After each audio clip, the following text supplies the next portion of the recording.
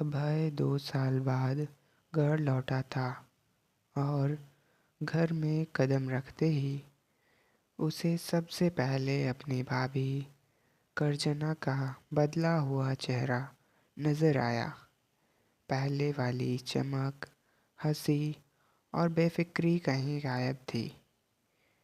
उनकी आंखें जैसे हर पल कुछ कहने की कोशिश कर रही हो, पर शब्दों में बदल नहीं पा रही। उसका बड़ा भाई निखिल शहर में अपनी नौकरी और ऑफिस की भाग दौड़ में इतना डूबा रहता कि कर्जना का अकेलापन किसी को नहीं दिखता। पर अभय के लिए यह खामोशी बहुत गहरी थी। एक दिन उसने देखा कि कर्जना रसोई में काम करते करते खुद से ही रो पड़ी थी। अभय ने पहली बार किसी रिश्ते की मजबूरी को इतनी पास से देखा। उसने धीरे से पूछा, भाभी क्या हुआ? मगर कर्जना ने बस इतना कहा, कुछ नहीं, बस थक गए हूँ। और यह कुछ नहीं अभय के दिल में सीधा उतर गया। धीरे धीरे अभय घर के कामों में उनका साथ देने लगा, बातें करने लगा, उनके साथ बैठकर चाय पीने लगा। और कर्जना भी, जो महीनों से किसी से दिल की बात नहीं कर पाई थी, अब अभय की मौजूदगी में किसी अजीब से सुकून को महसूस करने लगी। पर जितनी नज़दीकी बढ़ती उतना ही डर भी, क्योंकि दोनों जानते थे कि यह रिश्ता दीवारों में बंधा हुआ है और उसकी एक सीमा है। एक शाम बारिश हो रही थी और बिजली चली गई थी। कर्जना मोमबत्ती की रोशनी में बैठी खिड़की के बाहर देख रही थी।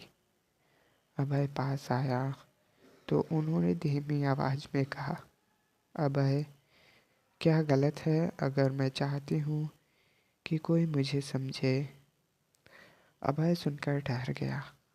उसने पहली बार कर्जना की आवाज़ में वह टूटन सुना जिसका कोई इलाज नहीं था।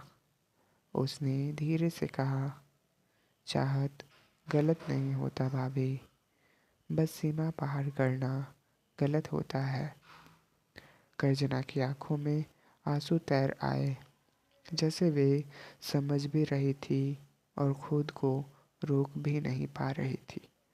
अगले दिन निखिल अचानक घर आ गया और उसने पहली बार देखा कि कर्जना कैसे हर छोटे बड़े काम में दब रही है। शायद अभय की मौजूदगी ने उसकी आंखें खोल दी थी। उसने कर्जना से कहा कि वह अब उनसे दूर नहीं रहेगा और नौकरी बदलने तक की बात कह दी।